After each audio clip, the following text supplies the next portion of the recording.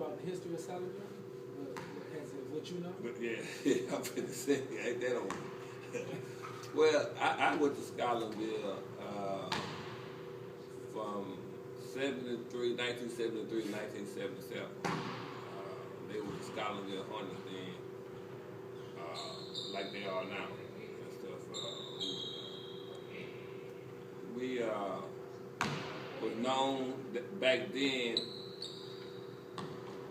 for having a good band and with a decent basketball team, but not like y'all guys been in the last 4 or 5 years. But we was decent in everything that we did athletic-wise.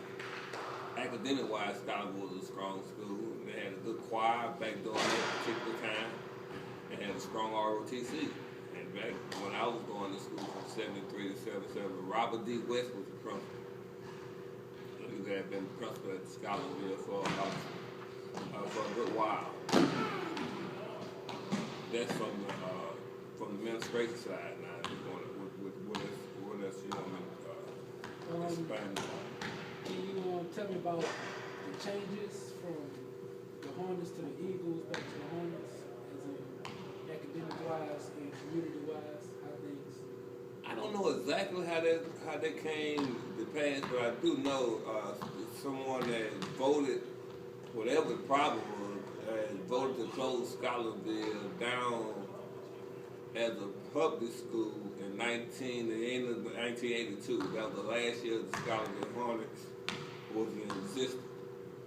What happened that day, I don't know, but I do know all the kids that were from this community had to end up going to Central High School, Baker High School, Broadmoor High, and some kids locally went to Southern Laboratory School. And then that stayed that way for a while until about 2001, they started letting some of the community kids come back into the school. What happened with that, I don't know. Then when they started coming back, little by little, they invited the community kids back in.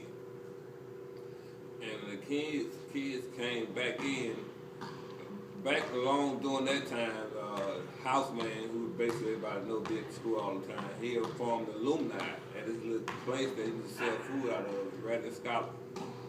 And from then on out, alumni got together, and became stronger. They got the word out, and they basically they got a donation from one of their former alumni that's in the legislature, and they actually paid for all the uniforms, for the football, the basketball, and all that stuff. So someone told them that's the only way they was gonna be able to get their name back. And they went that route. And from there, at this present time, alumni is still present with them and presently still support the school. So that's how that started, and that's the present of what we stand now for that concern. Can you tell me about the community involvements, like back compared with today and how much was involved? Well, you had to, naturally, when you have a school that most of your family went to, and most of scholars, like any school in the community, you have brothers, and I had 3 brothers and 2 sisters graduated from Scotland, along with myself. And most people that you see that went to that school, they had their whole family go to that school, so that was natural support there, because everybody that's in the community, including the people that run the stuff in the community, had some connection with Scotlandville. It was a community school. It's not you have community there at the school, but most of the kids now get bussed in. So it was natural the community during the 60s and the 70s and the 80s when it was strictly that Scotlandville community school. It's a little different now, but it still gives support. The alumni and the people in Scotlandville love Scotlandville. Most of the people that didn't go to Scotlandville, you stand in Scotlandville, you support most of everything going on in Scotland. Y'all know that yourself. You know, if you actually, you know, y'all got that people in this community. So, compared to the behavior of the school campus-wise, you've been on campus a lot, and you hear about things going on. I was wondering, like, do you think behavior-wise the school got worse or better, or still neutral-wise? Like, do y'all have this type of fight? Well, it's kind of like this. you know, everybody has their own individual experience with the school. I went to school and this, now I got to put myself in. I went in 12 years of school. I missed one day. One day totally out of elementary, junior high, and high school. I missed one day. My experience at Scotlandville was a good experience. What you talking about overall, for fights or anything like that? Yeah, like behavior as a student. My time when I was in school, you mostly had older parents. Like both of my parents, most of the parents during my time were older parents. They had their discipline. And most of the time the teachers had authority back during that time. Once the teacher said something, that was law. If the teacher said something and got back home to the parents, you're going to get double trouble.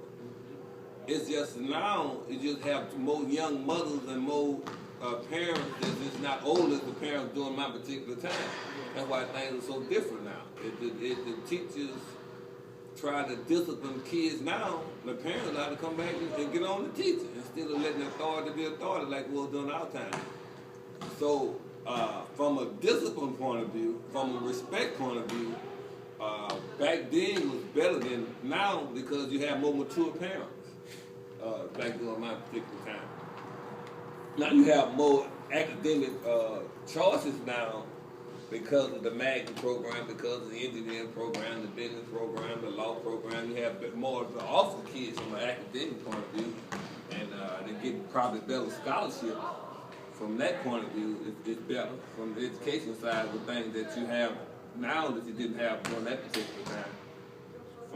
And that's the only difference that I see. That's all I want to do. All right, Doc. No problem.